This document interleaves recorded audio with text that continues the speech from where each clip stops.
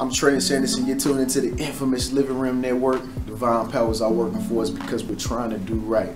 So I've been really studying how a lot of inmates, go through the prison life and the prison system, and inmates that have been incarcerated. I've been watching a lot of footage of people getting life sentences and just reading and studying their body language. I've also been looking at video footage of people who have been to jail for 40 and 50 years only because they discovered that their innocence was actually proven. And I've just been really into this dark world of fear and studying what it's like. I myself have also been raised in the streets and around so-called corrupt individuals who are considered thugs, gangsters, hardcore. I always cling to people like that because of my upbringing and the way I came up in life to this point. And I learned some of the best pieces of advice you can learn from people that came from the streets. That's just the way I learned. I can't necessarily say that I learned the majority of the things from people who actually had everything laid out for them, or been fed a silver spoon. I did not learn like that. I learned from hard people, hardcore people. But I was always the dude who never actually done the crimes. I never really slanged the drugs or nothing like that, but I was always around them all the time. And so I learned a lot.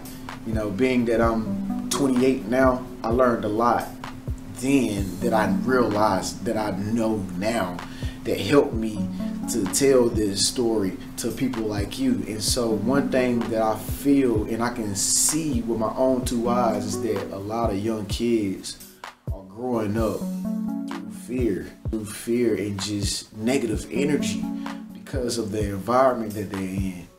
And I can relate to that environment because I was once there before. Maybe you was once there before. But a lot of young kids are growing up not knowing right from wrong, not knowing if they do good, they will be rewarded later in life. A lot of kids grow up thinking that if I do bad, if I show myself like a criminal or a gangster or a thug or a gang member, then people will accept me because I'm showing the world that I'm not soft. I'm showing the world that I'm not, this little timid kid who can just be pushed over. I have to show myself approved and strong. And most of these young kids, half of the time their parents don't even be there. Half of the time their fathers aren't there. And they are exposed at a really young age. And that's just the way it is. Maybe you were one of those kids, I don't know, but help us understand this whole concept of kids being raised in fear only to grow up to become criminals and felons. Some of my friends and whatnot that I hung around, well, I still probably hang around to this day, who actually have records and criminal records and have felonies and stuff like that. These are some of the people you won't even think they got felonies and criminal records and track sheets and stuff like that. You won't even think it, man, because today they're more clever than ever, or they're more wiser than ever, or if they are doing some dirt, I don't know about it. And it's like, wow, how did you get this record?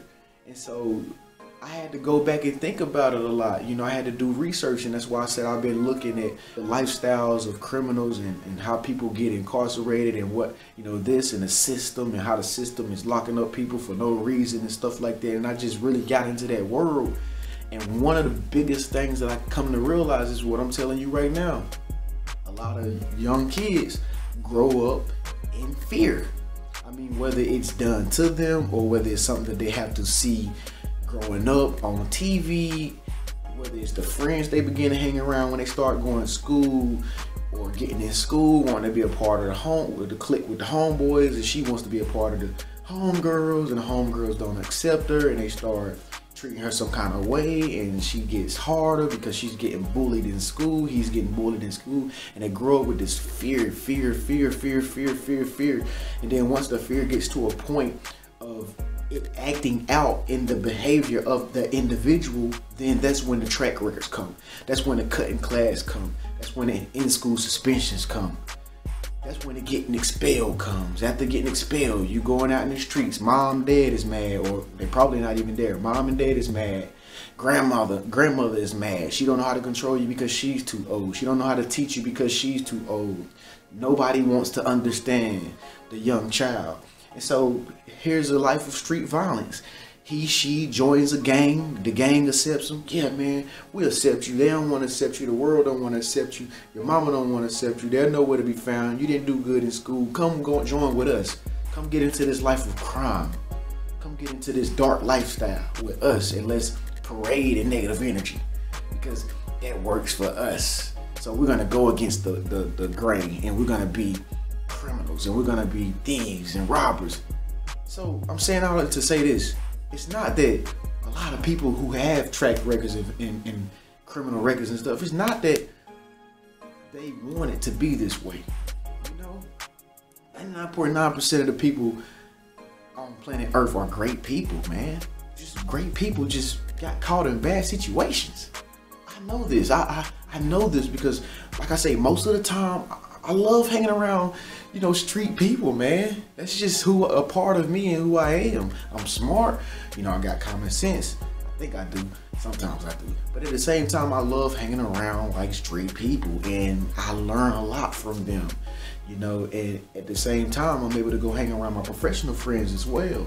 And one thing I have learned is that most of these people did not choose to be this way. Most of the time, it happened when they were young. They didn't know any better. It's just the situation that they was presented with, and they had to grow realizing I don't have no choice but to be this negative person. However, I do believe that it gets to a point where you get older, and then you get so many people that's telling you about what's right and wrong. Then you're able to start learning. But by that time, it's kind of like almost a little too late, because that's when you get into the phase of your life where it's like you have to relearn all the negative stuff that you grew up learning in your upbringing, and go against it to say it's wrong, all to say, no, this is the right way. So it's a lot of confusion going on, you know, when a kid reaches their, you know, late teens, and they've already been in down that road of violence and jail and stuff like that, and juvenile. So it's just a lot of confusion. And so by the time you hit your mid-20s, people that's like me, that's when for some it's too late, and they in a life of prison or something. You know what I'm saying? And it's just mind-boggling, man. It's mind-boggling to know that some of the worst feared people are actually great people, but they just were in bad situations and made wrong decisions because they never had nobody there to tell them that. And so if we're gonna be the people who can actually go out and make other people's lives better, because we make ourselves better, and we're trying to make the world a better place, then that's what we gotta do. And that's what I promote here on the Infamous Living Room Network. I promote making ourselves better so that we can lead by example.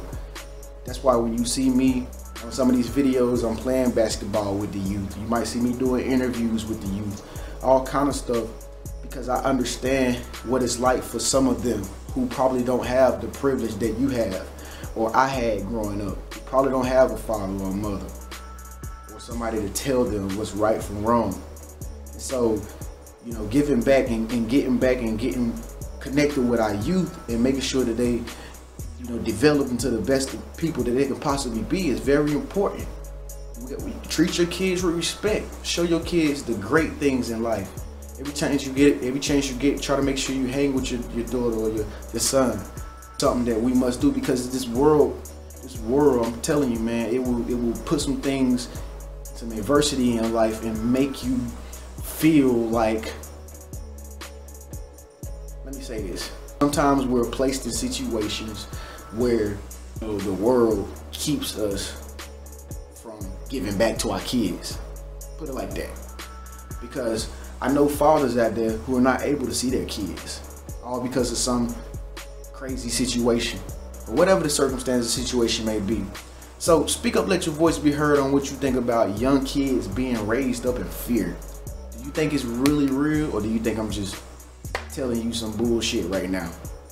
Thanks for tuning in. I'm Trenius, and this is the Infamous Living Room Network. Subscribe. Make sure you like this video. Press like so it'll go at the top of the YouTube feed. In the meantime, I'll see you next time in the next 24 hours. Peace.